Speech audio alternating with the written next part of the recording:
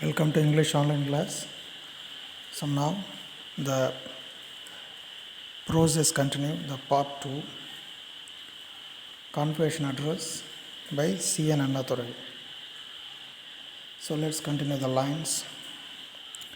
So during the monarchical or feudal days, universities had to train scholars and poets to adorn the chambers of royalty or the gilded mansions of lords and nobles, and their wisdom was meant for the mansion, not for the marketplace. Those were days when numbers did not count, nor were eminent scholars asked to face the problems confronting the masses.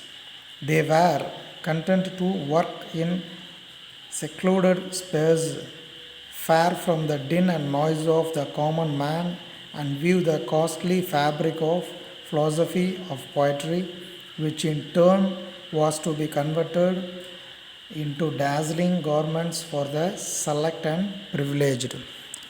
So here what try to say, during the monarchical or feudal days, universities had to scholars and poets to adorn the chambers of royalty, gilded mansions of lords and nobles. Their wisdom was meant for the mansion, not for the market place. அதாவது மொனார்கிக்கல் அப்படின்னா அரசாட்சி, அரசர்கள்லாம் ஆண்ட அந்த காலத்துலேயும் என்னென்னா இந்த university பல்கலைக்கழகம்லாம் இருந்திருக்கு. ஆனால் அப்போல்லாம் என்ன பண்ணியிருக்காங்க அப்படின்னா பல பேரை ட்ரெயின் பண்ணியிருக்காங்க. எதுக்காக அப்படின்னா ஒன்லி ஃபார் ராயல்ட்டி, அதாவது அரசர்களோட மாளிகையை, அந்த அரசர் மாளிகையை அதேமாரி அவங்களோட பேலஸை அலங்கரிக்க மட்டும்தான் அவங்களுடைய அந்த பல்கலைக்கழகத்துடைய படிப்பெல்லாம் பயன்பட்டுருக்கு. ஸோ லார்ட் அண்ட் நோபல்ஸு, ஸோ பெரிய பெரிய பிரபுக்கள் ராஜாக்கர்கள்லாம் அவங்களுக்காகத்தான் இதையெல்லாம் உருவாக்கியிருக்காங்களே தவிர அவங்களோட அறிவு திறமை இதெல்லாம் எதுக்காக பயன்பட்டுச்சு அப்படின்னா இந்த மாட மாளிகைகள்லாம் உருவாக்க மட்டும்தான் பயன்பட்டுருக்கே தவிர வேறு எதுக்குமே பயன்படாமல், அதாவது ரொம்ப கீழ்த்தட்ட மக்களுக்கு எதுவுமே போய் சேரலை. எதனாலனா அப்போ இருந்த பல்கலைக்கழகத்தில் எடுக்கப்பட்ட அறிவினால் கீழே எதுவுமே போகலை. வசதி உள்ளவங்க ராஜாக்கள் மட்டுமே அவங்கள சுற்றி அவங்க எப்படிலாம் இருக்கணும்னு நினச்சாங்களோ அதுக்காக அவங்க அதை பயன்படுத்திக்கிட்டாங்க. ஸோ இங்கே அதாவது மார்க்கெட் பிளேஸு, ஸோ அப்படின்னா மக்கள் மன்றம். ஸோ மக்கள் மன்றம் அவங்களுக்காக இது என்னென்னா பயன்படுத்தப்படவே இல்லை. So those where days when numbers did not count, nor were eminent scholars asked to face the problems confronting the masses. அந்த காலகட்டத்திலலாம் எண்ணிக்கையெல்லாம் முக்கியமாக அவங்க எடுத்துக்கல. ஸோ எமினன்ட் ஸ்காலர்ஸ், அப்போ வாழ்ந்த அறிஞர்கள் மேதைகள்லாம் ரொம்ப சாதாரணமாக அந்த மனுஷங்களை சாதாரண மனுஷன் சந்திக்கக்கூடிய பிரச்சனையை தீர்த்து வைக்க இந்த அறிஞர்கள் மேதைகள்லாம் அவங்களாம் ஒரு யூஸ்ஃபுல்லாகவே இல்லை. அவங்களாம் ஒரு ஸ்டேஜில் அங்கேயே வச்சு அவங்களுக்குள்ளே முடிச்சுக்கிட்டாங்களே தவிர கீழ் வேலை இறங்கிலாம் இந்த பாமர மக்களுடைய பிரச்சனைகள்லாம் பார்க்கவே இல்லை சுத்தமாக. த மாசஸ் அப்படின்னா பாமர மனிதர்கள். ஸோ இந்தமாரி ஒரு தனிப்பட்ட மனிதனுடைய பிரச்சனையை தீர்க்க வைக்கிறதுக்கு அப்போவே என்னென்னா யாருமே இல்லை. So next, the where content to the work in secular spheres. அவன் எப்படிப்பட்ட பிரச்சனைலாம் சந்திக்கிறாங்கிறது அது அதற்கு அவங்க தீர்வே எடுக்கவே இல்லை. அவங்களும் என்னென்னா அதை பற்றியும் நினைக்கல சுத்தமாக. They were content to work in secular spheres for from the din and noise of the common man and view the costly fabric of philosophy of poetry, which in turn was to be converted into dazzling garments for the select and the privileged. So அதை விட்டுட்டு தனியாக போய் அந்த கால மனுஷங்கள்லாம் அவங்கவுங்க வேலையை பார்த்தாங்க. அதாவது பெரிய பெரிய அறிஞர்கள்லாம் மேதைகள்லாம் இருந்த அந்த காலகட்டத்தில் அவங்களோட இவங்க சேராமல் இவங்க பாட்டுக்கு இவங்க தனியாக அவங்கவுங்க வேலையை பார்க்க ஆரம்பிச்சிட்டாங்க. ஸோ அந்த ஸ்காலர்ஸும் போய்ட்டும் அங்கே என்ன செய்கிறாங்க அப்படின்னா அந்த டைமில் நிறைய புகழ்பெற்ற மனிதர்களுக்கு வந்து ஒரு ஆடையாக வந்து அதை மாற்றுறாங்க. அதாவது வந்து அவங்கள வந்து ஒரு அலங்கரிப்பாக வந்து மாற்றுறாங்க. எப்படின்னா வந்து இவங்க படித்த திறமைகளால் ஒரு பாட்டு எழுதுகிறாங்க, அந்த பாட்டை வந்து பாடுறாங்க, ஒரு அறிவு கவிதைகள் சொல்கிறாங்க, ஒரு கருத்து சொல்கிறாங்க. இது எல்லாமே அந்த அப்போ வாழ்ந்த அந்த மொனார்கி, அதாவது அந்த கிங்கை பற்றியோ அந்த லார்டை பற்றியோ அந்த நோபல்ஸை பற்றியோ தான் சொல்கிறாங்களே தவிர வேறு எந்த ஒரு பாமர மக்களுக்கும் வந்து அந்த போயட்ஸ் வந்து எதுவுமே சொல்லலை, ஸ்காலர்ஸும் எதுவுமே சொல்லலை. ஸோ அவங்க திறமை முழுவதும் யாரை போய் சேருது அப்படின்னா செல்வந்தரையெல்லாம் வந்து புகழ்வதற்கு மட்டுமே வந்து பயன்பட்டதே தவிர பாமர மனிதனுக்கு வந்து ஒரு பயனுமே கிடைக்கல. So the role of the university today is not closeted and confined as in the past. Its function has been enlarged, not in its fundamentals but in its domain. It has to take into account the commonness, but trim and train, guide and lead him.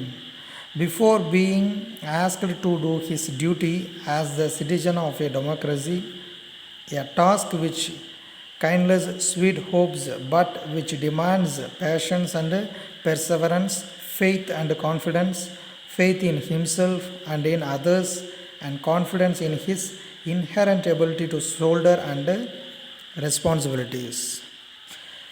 So the role of the university today is not cloistered and confined as in the past.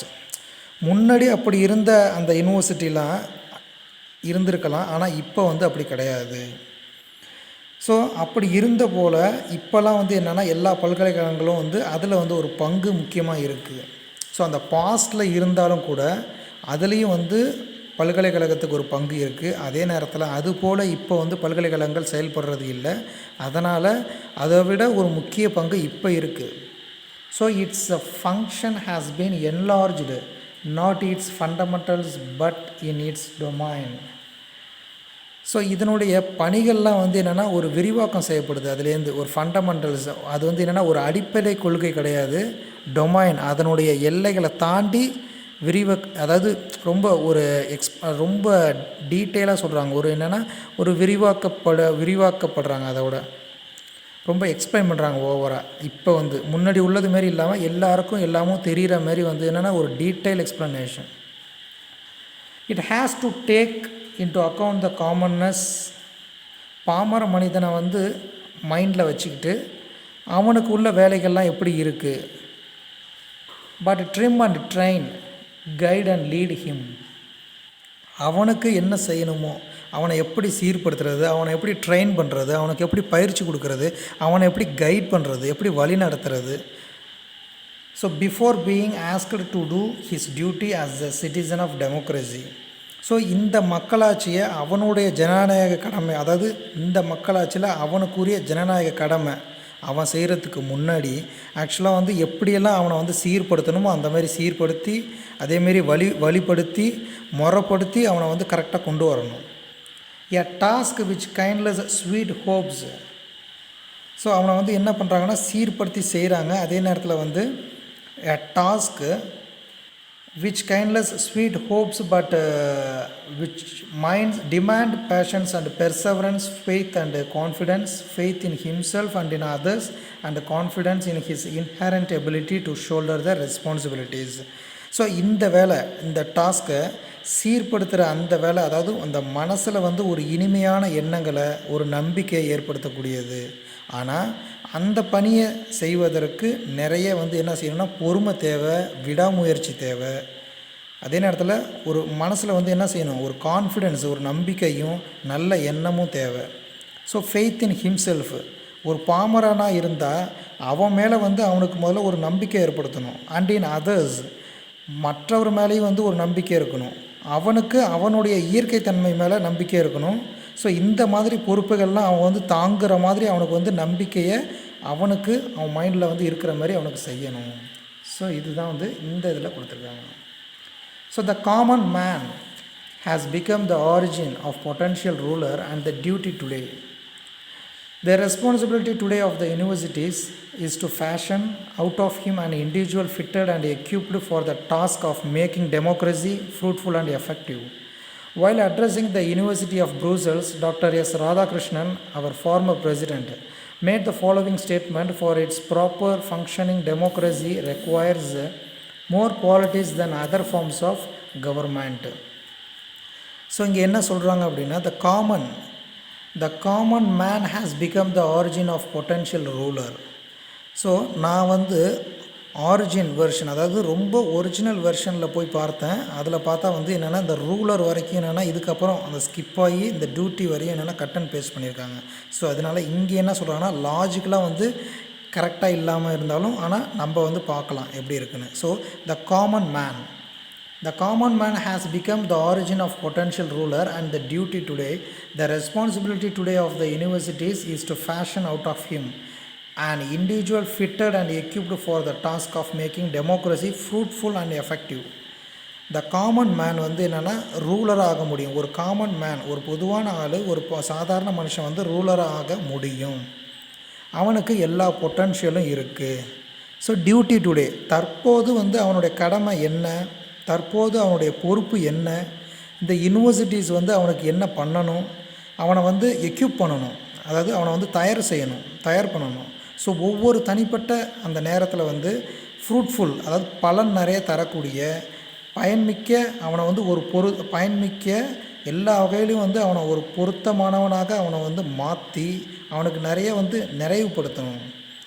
So அவனை வந்து ஒரு ஆயுதப்படுத்தவனாக அவனை வந்து மாற்றணும்.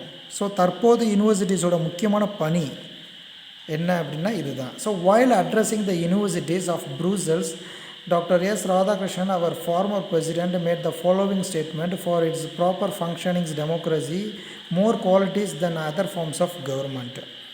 So doctor Radhakrishnan's வந்து இந்த ப்ரூசலில் address பண்ணும்போது அவர் வந்து இம்பார்ட்டண்ட்டான ஒரு ஸ்டேட்மெண்ட் என்ன சொல்கிறாரு அப்படின்னா, அந்த கீழே கொடுத்துருக்காங்க. என்ன அப்படின்னா, நம்முடைய மக்களாட்சி சரியான முறையில் இயங்க வேண்டும் என்றால் என்ன செய்யணுங்கிற சொல்கிறாரு.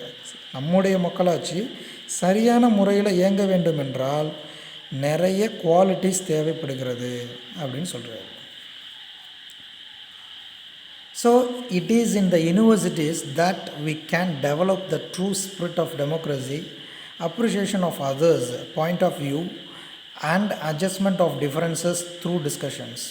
It can be kept healthy and strong by the exercise of individual responsibility and judgment. In universities, we have to recall the struggles of the past and realize the perils and the possibilities, the challenges and opportunities for the present. It is the university that we can develop the true spirit of democracy, appreciation of others' point of view, and adjustment of differences through discussions. உண்மையான ஆர்வம் இருந்தால் மட்டுமே என்னென்னா ஒரு டெமோக்ரஸியில் develop பண்ண முடியும். மற்றவங்களுடைய கருத்தை பாராட்டக்கூடிய எண்ணங்களை டெவலப் பண்ணணும்.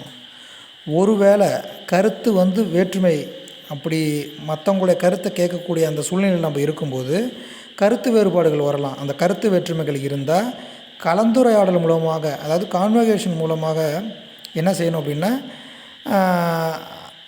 அந்த கான்வர்சேஷன்லேயும் என்னென்னா அதை பொறுமையாக வந்து ஏற்றுக்கொள்ளக்கூடிய மனப்பான்மை, அந்த பக்குவத்தை வந்து வளர்த்துக்கணும் அப்படின்னு சொல்கிறாங்க. It can be kept healthy and strong by the exercise of individual responsibility and judgement. So இது வந்து எப்படி வந்து வலுவுள்ளதாக மாற்ற முடியுமோ, ஒவ்வொரு தனிப்பட்ட எண்ணங்களை உருவாக்குவதன் மூலம் டெமோக்ரஸியை ரொம்ப ஹெல்த்தியாக ஆக்க முடியும் அப்படின்னு சொல்கிறாங்க. So in universities we have to recall the struggles of the past and realize the perils and possibilities, the challenges and opportunities of the present. So யூனிவர்சிட்டியில் என்ன செய்யணும் அப்படின்னா, முன்னாடி எவ்வளவு போராட்டங்கள்லாம் வந்து இருந்திருக்கு அப்படிங்கிறத ரீகால் பண்ணணும். அதை வந்து வந்த மாணவர்கள் முதல்ல என்ன செய்யணும்னா ஃபுல்லாக ரீகால் பண்ணணும். மாணவர்கள் அதை வந்து ரியலைஸ் பண்ண வைக்கணும். பெரில்ஸு, அதாவது பாஸ்டில் நிறைய வந்து டேஞ்சர்ஸ் இருக்குது, அதாவது ரிஸ்க் இருக்குது, இடர்பாடுகள்லாம் இருக்குது. அதை தாண்டி என்னென்னா சாத்தியக்கூறுகள் நிறையா இருக்குது, சவால்கள் நிறையா இருக்குது, ப்ரெசண்ட்டில் வந்து நிறைய ஆப்பர்ச்சுனிட்டிஸ் இருக்குது, வாய்ப்புகள் நிறையா இருக்குது. ஸோ இதெல்லாம் வந்து என்னென்னா மாணவர்கள் உணர வேண்டும் அப்படின்னு சொல்கிறாங்க. Graduates of the year I wish you all a prosperous future. For after all, the immediate concern of every individual, graduate or non graduate, is to acquire the means for a decent living. That is the first motivation for all human activity, and no one can ignore it. But that ought not to be the sole objective. Something higher and nobler than mere individual material advancement is expected of you. For remember that is the university education is a privilege that you enjoy, for which you are deeply indebted to the community of which you are a member. So, graduates of the year, I wish you all a prosperous future. For after all, the immediate concern of every individual, graduate or no graduate, is to acquire the means for a decent living. இந்த வருஷம் பட்டம் பெறக்கூடிய பட்டதாரிகளே, உங்களுக்கெல்லாம் ஒரு வளமான எதிர்காலம் வரணும்னு நான் வாழ்த்துறேன். ஒவ்வொரு தனி மனிதனுக்கும் அதுக்குள்ள வழிமுறைகளில் கண்டுகொள்ள வேண்டும் என்ற ஆசை ஆர்வமும் இருக்கும், ஆசையும் இருக்கும். So that is the first motivation. All human activity, no one can ignore it. So இதுதான் ஒவ்வொரு மனிதனுக்கும் உள்ள மோட்டிவேஷன். ஸோ இதாகத்தான் இருக்க முடியும். ஸோ இதை யாரும் வெறுத்து ஒதுக்க முடியாது. But that ought not to be the sole objective. ஆனால் அது மட்டுமே குறிக்கோளாக இருக்கக்கூடாது. அதாவது அப்ஜெக்டிவாக இருந்தால் அதை மட்டுமே என்ன ஒரு எய்மாக வச்சுக்கக்கூடாது. Something higher and nobler than mere individual material advancement is expected of you. So உங்கள்கிட்ட இந்த சாதாரணமான ஒரு தனி மனிதன் தேவைகள் இல்லாமல் அதை விட மிக உயர்ந்த கொள்கைகளை உங்களிடமிருந்து எதிர்பார்க்கிறார்கள். So for remember that this university education is a privilege that you enjoy. So நீங்கள் இப்போ அனுபவிக்கக்கூடிய இந்த ப்ரிவிலேஜ், இந்த பேர் நான் ஒரு பட்டதாரி, நான் ஒரு படித்தவன், நான் எனக்கு எல்லாம் தெரியும், எனக்கு கொஞ்சம் தெரியும் அப்படிங்கிற ஒரு நினப்பு வந்திருக்கு. அதில் நீங்கள் ஒரு பேர் வாங்கியிருக்கீங்க. அந்த பேர் என்ன சொல்லும் அப்படின்னா, இந்த சமுதாயத்தில் நீ கடமைப்பட்டவனாக இருக்கிறாய் அப்படிங்கிறதான் சொல்லணும். ஓகே.